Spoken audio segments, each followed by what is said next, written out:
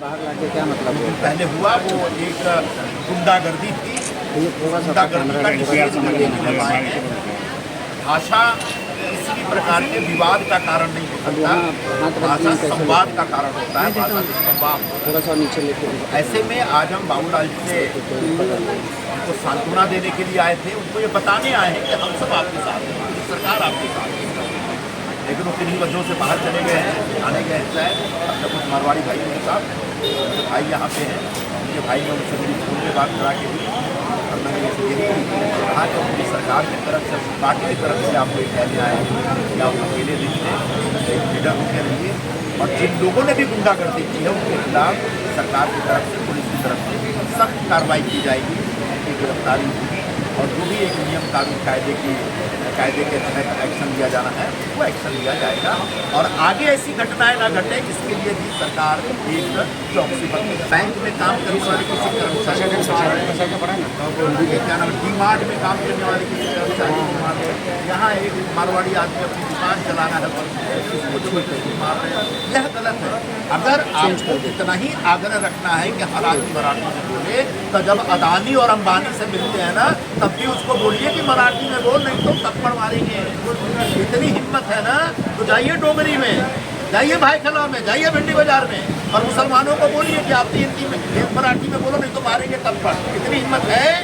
सब ये कहने आए हैं कि गरीब, आप रोकिए, बता, मराठी भाषा में सबको संवाद करना चाहिए, मराठी अस्मिता के साथ कोई खिलवाड़ नहीं होना चाहिए, मराठी संस्कृति की रक्षा होनी चाहिए, लेकिन उसके नाम पे यह गुंडागर्दी कतई बर्दाश्त नहीं किया जाएगा।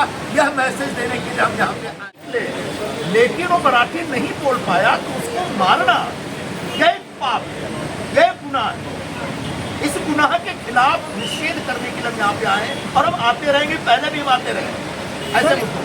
सर, मनसे ने कहा है कि मराठी के खिलाफ अगर फिर से अच्छा बताइए सर, मनसे ने कहा है मराठी के खिलाफ अगर फिर से कहा जाएगा क्या कहेंगे? ऐसा है, सवाल सिर्फ मनसे का नहीं है, मराठी भाषा, मराठी संस्कृति के सम्मान के हक में हम सब हैं। आप अकेले नहीं हैं, आप तो 8-9% से घट के 2% में हो गए यही हरकत करते करते। लेकिन मराठी भाषा का मान सम्मान बढ़ाने के लिए गुंडागर्दी की जरूरत नहीं है। और पूरा मराठी भाषी समाज जो है ना इस प्रकार की गुंडागर्दी को स्वीकार नहीं करता, वो इसका सम्मान नहीं करता, इसका आदर नहीं करता, बल्कि वो इसके खिलाफ है। यही वजह है कि आपके वोटिंग परसेंटेज जा रहे हैं नीचे।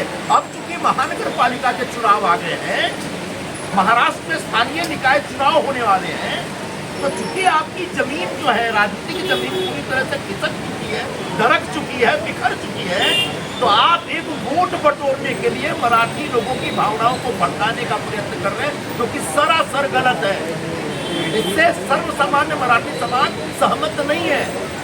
हाँ, आपको अगर चुनाव लड़ने के लिए अपना वोट बढ़ाना है तो बेसिक मुद्दों पे लड़ाई लड़िए ना, शिक्षा के मुद्दे पे लड़ाई लड़िए, स्वास्थ्य के मुद्दे पे लड़ाई लड़िए।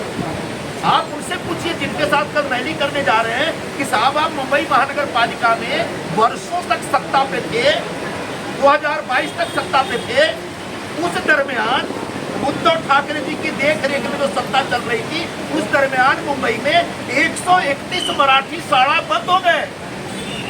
मराठी स्कूलों में जो बच्चे जाते थे पढ़ने के लिए उनकी संख्या 40% कम हो गई।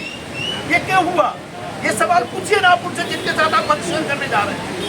आप उन गरीब लोगों पे हमला कर रहे हैं जो बेचारे अपनी रक्षा खुद नहीं कर सकते। लड़ना है तो उनसे लड़िए ना जो अपनी रक्षा कर सकते हैं, जो प्रतिवाद कर सकते हैं। एक बेचारा खड़ा है अपनी दुकान पर तो थप्पड़ में थप्पड़ मार रहे हैं। यह सिर्फ चुनाव या राजनीति या भाषा नहीं है, यह इंसान की एक डिग्निटी का सवाल है। हर मनुष्य की एक प्रतिष्ठा होती है, उसकी एक इज्जत होती है, और उसकी इज्जत पर इस तरह से हमला करेंगे तो यह देश के कानून के खिलाफ है, देश के संविधान के खिलाफ है। और मैं हम तुम्हारे साथ हैं। हमारा नेता कैसा हो, संजय निर्मल जैसा हो, शिवसेना।